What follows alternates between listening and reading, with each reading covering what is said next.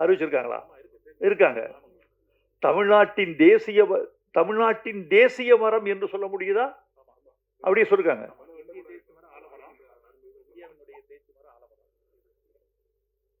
பனைமரத்தை தமிழ்நாட்டின் தேசிய மரமாக அறிவித்துவிட்ட செய்தி சொல்லுகிறது பனைமரம் எவ்வளவு இந்த நாட்டில் உணரப்பட்டிருக்கிறது என்று.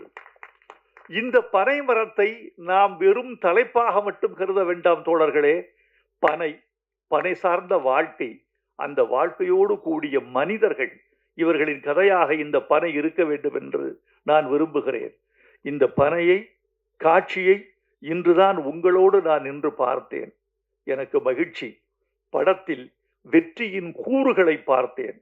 முழு படத்தை பார்க்காமல் கருத்து சொல்வது அவ்வளவு உகந்ததல்ல. என்னுடைய விருப்பத்தை தெரியப்படுத்திக் கொள்கிறேன். இந்த படம் வெற்றி பெற வேண்டும் என்பது என் விருப்பம். வெற்றி பெற வேண்டும் என்பது என் வாழ்த்து. அதற்குரிய கூறுகள் இந்த படத்தில் இருக்கும் என்று உங்களைப் போலவே நானும் எதிர்பார்க்கிறேன். இந்த படத்திற்கு பாட்டு எழுதினேன். மணிலால் கீரவாணியிடம் இருந்தவர் வந்து இசையமைத்து கொடுத்தார். அவருக்கு என் வாழ்த்துக்களை தெரிவித்துக் கொள்கிறேன். ராஜேந்திரன் கிடைத்தார் தயாரிப்பாளராக. பனைமரம் போல ஒருத்தர் வந்தார்.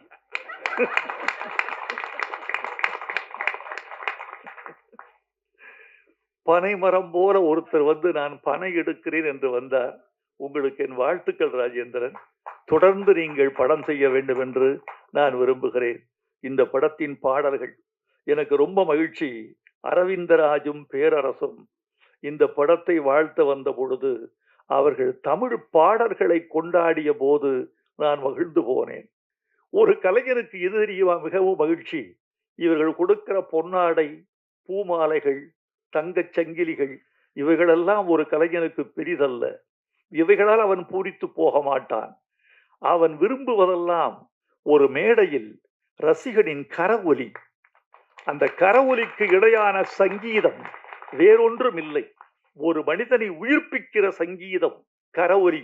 அது எல்லோருக்கும் கிடைத்து விடுவதில்லை. அடுத்து அவனுடைய கலையை புரிந்து கொள்ளுதல். என் கலையை நீ புரிந்து கொண்டாய் என்பதுதான் எனக்கு வெற்றி. ஒரு ஓவிய கண்காட்சி நடந்தது. அந்த ஓவிய கண்காட்சியில் ஒரு ஓவியத்திற்கு முதல் பரிசு கிடைத்தது. 3 மாதங்கள் வரவேற்பு அறைக்கு வெளியே மாட்டப்பட்டிருந்தது. அதற்கு கீழே ஒரு நோட்டு புத்தகம் வைக்கப்பட்டது, பேரேடு.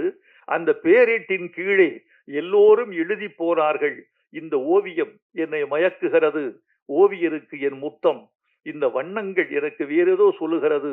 விதவிதமாக எழுதினார்கள்.